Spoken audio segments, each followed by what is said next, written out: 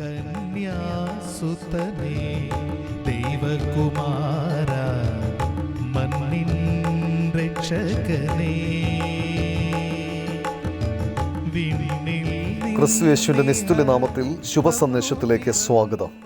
വിശുദ്ധ വേദപുസ്തകത്തിൽ യോഹന്നാൻ എഴുതിയ സുവിശേഷം 3-ാം അധ്യായം 27-ാം വാക്യത്തിൽ നമ്മൾ ഇപ്രകാരം വായിക്കുന്നു: അതിന് യോഹന്നാൻ, സ്വർഗത്തിൽ നിന്ന് കൊടുത്തിട്ടല്ലാതെ മനുഷ്യന് ഒന്നും ലഭിപ്പാൻ കഴിയുകയില്ല.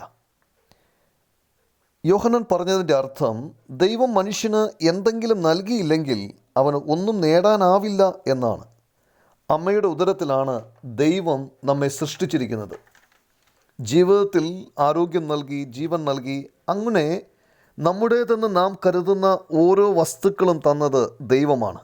എന്നാൽ മനുഷ്യൻ തൻ്റെ പാപനിമിത്തം ദൈവത്തിൻ്റെ ഈ അനുഗ്രഹങ്ങൾ ലഭിച്ചതിന് ശേഷവും ദൈവത്തിൻ്റെ ശത്രുവായി. മനുഷ്യൻ ഹൃദയത്തിൽ വിചാരിക്കുന്നതെല്ലാം പാപമാണ്. അവൻ പ്രവർത്തിക്കുന്നത് തിന്മയാണ്. അവൻ ദൈവത്തിൻ്റെ നീതിയുടെ നേരായ പാതകളെ വളച്ചൊടിക്കുന്നു. മനുഷ്യന് ദൈവം നിശ്ചയിച്ച ശിക്ഷ നിത്യമായ നരകമാണ്. ഈ ശിക്ഷയിൽ നിന്ന് നമ്മെ വീണ്ടെടുക്കാൻ മനുഷ്യന് ദൈവത്തിൻ്റെ പദ്ധതിയിലും പ്രവൃത്തിയിലും ആശ്രയിക്കണം.